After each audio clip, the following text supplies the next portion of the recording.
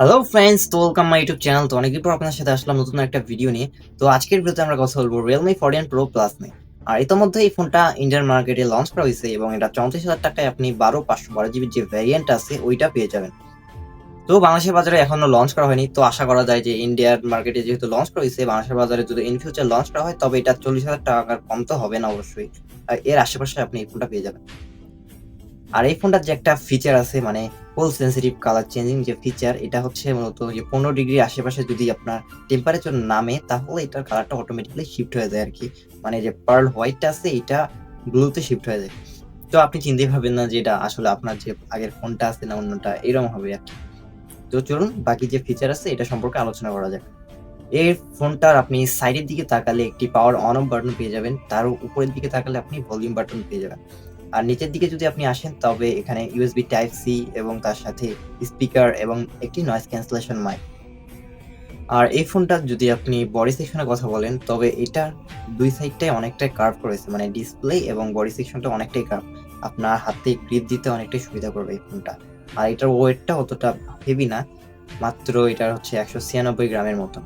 আর তার সাথে এটার মধ্যে আপনি IP68 থেকে 9 এর মানে রেজিস্ট্যান্সটা পেয়ে যাচ্ছেন, যেটার কারণে এটা আপনার হাত থেকে কোনো পানিতে পড়েও গেলেই তেমন কোনো ক্ষতি আর হবে না। এই ফোনটার ডিসপ্লেতে থাকছে 6.83 ইঞ্চির ওএলইডি ডিসপ্লে। আর এই ডিসপ্লেটার প্রোটেকশন হিসেবে থাকছে কর্নিং গরিলা গ্লাস 7i, যেটা অনেকটাই মজবুত আছে। আপনার যদি হাত থেকে পড়েও যায় তেমন কোনো ক্ষতি হবে না এই ফোনটা। আর এটা পিক ব্রাইটনেস এর কথা বলতে গেলে এটার মধ্যে আপনি 1500 নিটস এর পিক ব্রাইটনেস পেয়ে যাবেন, যেটা অনেকটাই ব্রাইট ফোনটাকে করে তুলবে এবং আউটডোরেও আপনি স্মুথলি ফোনটার মানে দৃশ্যমান ছবি উপলব্ধি করতে পারবেন। এই ফোনটার পারফরম্যান্স এর কথা বলতে গেলে এটার মধ্যে আপনি চিপসেট সেকশনে পেয়ে যাবেন Qualcomm Snapdragon 7 Gen 3। আর এটা একটা অক্টা-কোর প্রসেসর। আর যেহেতু এই প্রসেসরটা আছে, আপনি PUBG-র মতন যেগুলো গেম আছে ওগুলো আপনি হাই গ্রাফিক্সে স্মুথলি খেলতে পারবেন। কিন্তু Call of Duty ওইটা আপনার 90 FPS পর্যন্ত ভালোমতো খেলা যায় আরকি। তো এই যে ফোনটার যে আন্তঃ স্কোর আছে এটা প্রায় 8 লাখ প্লাস আসে। আর এই ফোনটার জিপিইউ সেকশনে থাকছে Adreno 710। আর পারফরম্যান্সের টোটাল এভারেজ বলা যেতে পারে যে ফোন হিসেবে এটার পারফরম্যান্সটা অনেকটাই ভালো আছে। কারণ স্ন্যাপড্রাগনের যে চিপসেটটা আছে, আর স্ন্যাপড্রাগন মানে একটু মানে অ্যাডভান্স লেভেলে আরকি। তো স্মুথলি আপনি পারফরম্যান্স সেকশনটাও পেয়ে যাচ্ছেন। এবার ক্যামেরা সেকশনের কথা বলতে গেলে এই ফোনটার ক্যামেরা সেকশনে আপনি পেয়ে যাবেন ৩টি ক্যামেরা। ৫০ মেগাপিক্সেল করে ২টি এবং ৮ মেগাপিক্সেলের একটি।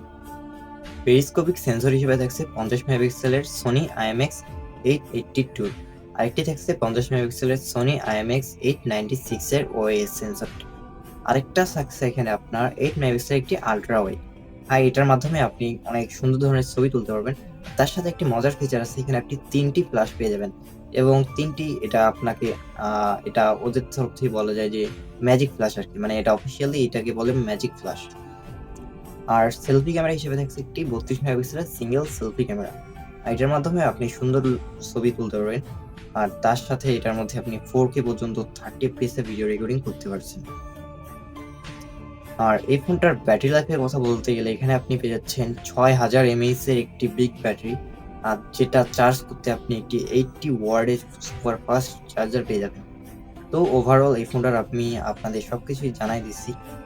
আর এই ফোনটা ইন ফিউচার যদি বাংলাদেশে আসে তবে দেখা যাবে যে ৪০,০০০ টাকা বা তারও বেশিও হইতে পারে। আর যে কমন বিষয় আছে ওইটা তো আপনাদের জানালামই। তো কেমন লাগলো এই ফোনটা আপনাদের কাছে? তো কমেন্ট বক্সে অবশ্যই জানাবেন। তো দেখা হবে পরবর্তী অন্য কোনো ভিডিওতে। তো আজকের মতো খোদা হাফেজ।